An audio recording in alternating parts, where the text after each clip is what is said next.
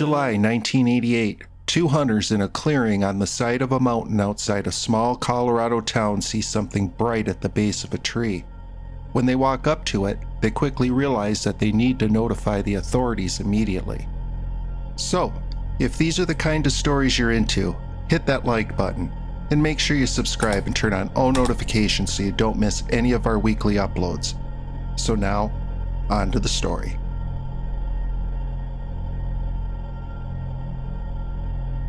On June 15, 1988, a man named Keith Reinhardt pulled into the small town of Silver Plume, nestled within the Rocky Mountains in Colorado. With him, he had everything he would need for 3 months. Silver Plume was a dead and desolate town out in the middle of nowhere. It had once been a mining town, but now only had a population of about 150 people. But this is exactly what drew Keith there. He was 49 and had a seemingly perfect life back home in a Chicago suburb.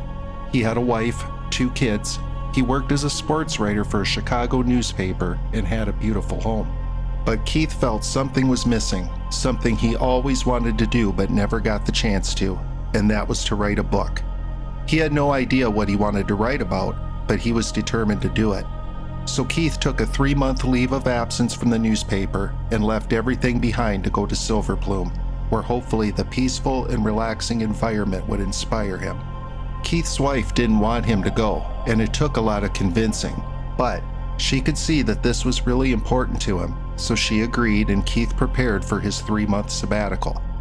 After arriving in Silver Plume, he went straight to the KP Cafe on Main Street.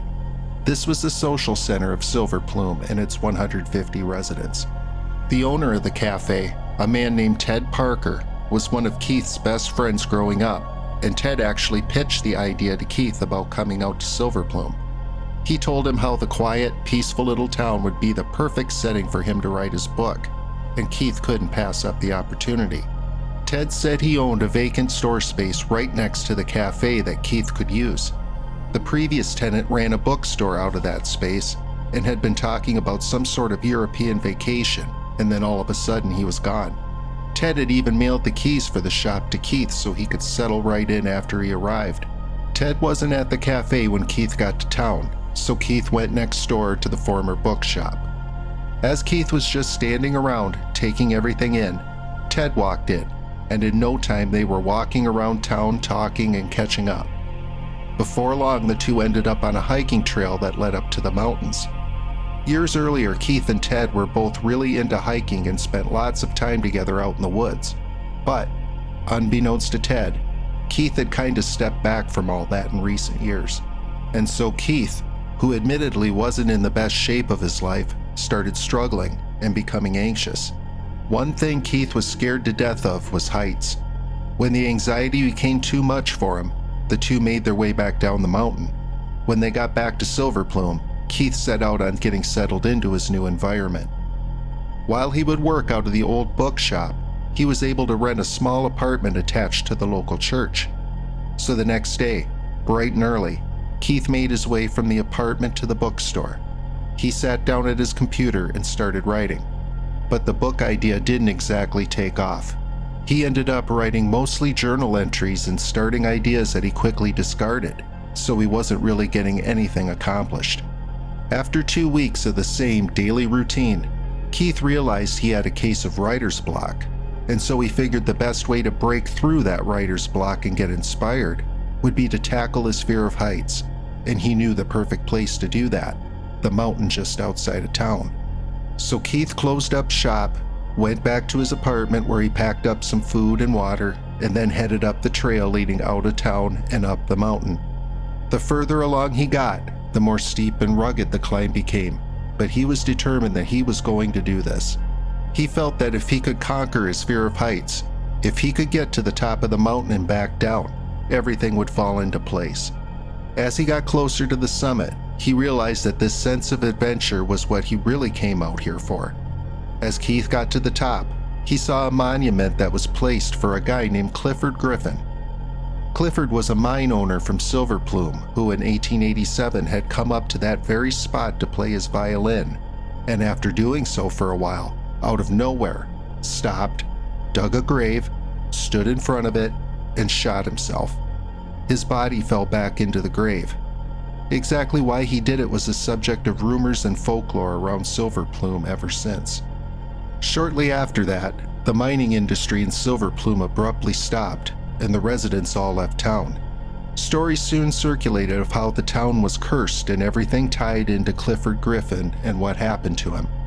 Keith took off his backpack, started eating his lunch, looked back at the monument again, and started to think about another Silver Plume story. It was about a man named Tom Young, and Tom ran the bookstore where Keith now worked out of. The story Ted had told Keith about the previous bookstore tenant was only partially true.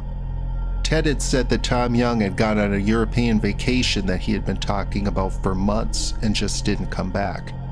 But during those first few weeks in Silver Plume, Keith began asking the locals about Tom Young, and what he found out was that, yes, Tom had been talking about going on this full tour of Europe, but in reality, he and his dog Gus had walked up the same trail that Keith just did, up to this monument, and vanished. Tom Young was regarded as an odd fellow who had come to Silver Plume in the early 1970s to start over. He had once been a high school teacher in Denver, but had decided to give all that up and start again. And so about 9 months before Keith Reinhardt arrived in Silver Plume, in September of 1987, Tom Young and his dog went for a hike up the mountain and never returned. The locals figured that Tom must have gone on that big vacation that he was always talking about, but when police checked the bookstore, nothing had been packed up, and they couldn't find anything showing that Tom had bought airfare for his trip. So no one really knew where Tom Young had gone. It was obvious that he hadn't gone to Europe, and all anyone knew was that he and the dog had gone up the mountain. Keith realized that he and Tom Young actually had a lot in common. They had both come to Silver Plume in middle age, and both were seeking something different than the lives they had been leading, and both ended up working out of the same little shop in the same sleepy little town. Keith had also learned that they were the same age, and their birthdays were only 1 day apart. All of a sudden, a light bulb went off. He now had the subject of his future best-selling book. It was Tom Young. So Keith packed up his things and ran back down the mountain to town, where he started writing. He was in the shop 7 days a week, writing, only stopping to sleep. This went on for the entire month of July. At the end of July, 2 local hunters from Silver Plume were hiking up the mountain trail, and somewhere along the line veered off into the woods to find their hunting spot for the day. One of the hunters just happened to look over and noticed a bright white object at the base of a tree in a small clearing. As soon as they walked up to it, they knew something terrible had happened. On the ground in front of that tree was a tarp that partially covered a sun-bleached human skeleton. The men pulled the tarp back ever so slightly and quickly saw that lying next to the remains was the skeleton of a dog. Both the dog and human skulls had a large hole in them, appearing to have been shot. A couple yards away, they found a rusted pistol. So the hunters quickly noted their exact location on their map and ran back to Silver Plume to notify the authorities. It didn't take long to figure out who it was. It was Tom Young and his dog Gus. Police checked the serial numbers on the rusted pistol and found that Tom had purchased the gun only a couple days before he vanished. So police quickly determined that Tom Young had bought the pistol, walked up into the mountains with the dog, and after shooting the dog, turned the pistol on himself. Case closed, self-inflicted. But not everyone was buying into this official account. Everyone said that Tom Young loved his dog, so why would he shoot it? Plus, Tom's behavior in the days leading up to his disappearance just wasn't consistent with someone who had made the decision to end his own life. He had been seen just days before buying a bunch of groceries and telling anyone who would listen about this great European vacation he had planned. But what puzzled everyone was how did the remains manage to get covered by a tarp, and how did the pistol end up a few yards away from Tom's body? The local townsfolk believed there must have been someone else up there with Tom, who shot both him and the dog, covered the bodies with the tarp, and ditched the pistol a few yards away. But who could have done it? When Keith Reinhardt heard that the remains were discovered, it totally took the wind out of his sails. Given all the similarities between he and Tom Young, he felt as though they had some sort of bond. Keith went to the small memorial service that the town put on, and he just couldn't get over the similarities between himself and Tom and how their lives seemed to mirror each other. As Keith listened to the locals who spoke at the service, he became convinced that Tom Young did not take his own life, and so he resolved to figuring out exactly what happened to this man, who he now felt more closely tied to than ever before. Keith was more determined than ever to get his book finished and tell the story of Tom Young. But he knew before that could happen, he had to go back up into the mountains one more time. So on August 7th, 1988 at 4:30 p.m., Keith stopped into the cafe where Ted was sitting there. Keith ordered something to drink and then announced to everyone that he was going back up the mountain. Ted couldn't believe what he was hearing. The route Keith had planned round trip would take about 6 hours minimum, and he had no gear, was only wearing a flannel shirt and jeans, and at 12,000 feet, the temperatures were sure to be below freezing. So Ted was sitting there thinking, okay, he's joking. So he asked Keith if he was, and all Keith said was, no, and I'm leaving right now.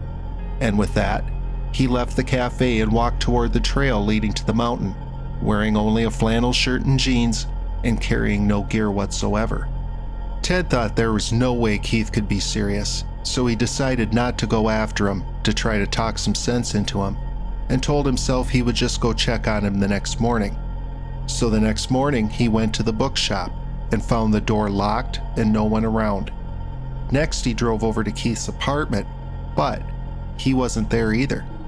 Now he knew that Keith had been serious about going up the mountain, and so he drove directly to the sheriff's office and reported him missing.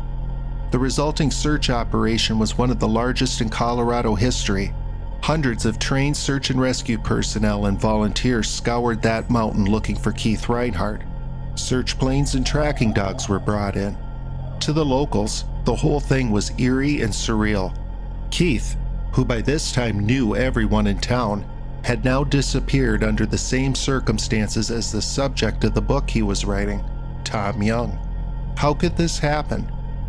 A few days later, Ted and some friends went over to search the apartment Keith had been renting from the local church. Ted sat down at Keith's computer and found one document on the desktop. It was the manuscript draft of his book on Tom Young. Ted began to read it, and he was shocked. It was obvious that the book was set in Silver Plume, although under a different name, and it was clear that the different characters were based on actual townspeople. The main character, named Guy Gypsum, had come to town seeking a new start in Colorado.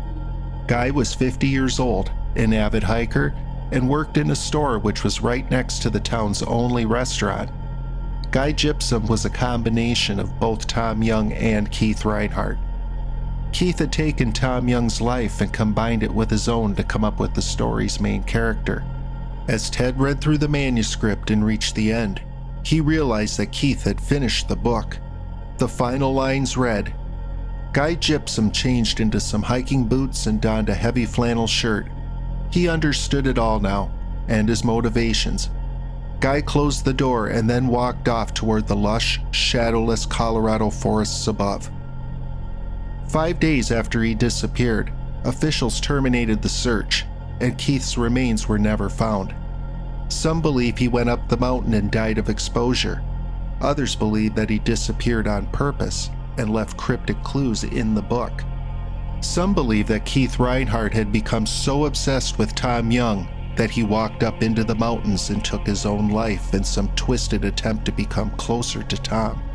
Or maybe Keith stumbled upon something he shouldn't have seen and was eliminated like Tom Young.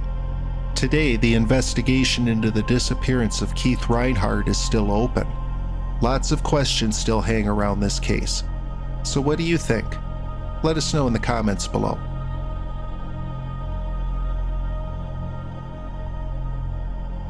So that's going to do it for this episode of the Shelldrake Files. As always, if these are the kind of stories you're into, throw us a like, and if you haven't done so already, make sure you subscribe and turn on all notifications so you don't miss any of our uploads. We upload one new long-form story every week, as well as 4 to 5 new short videos. So from all of us here at the Shelldrake Files, we want to thank you for watching, and we'll catch you next time.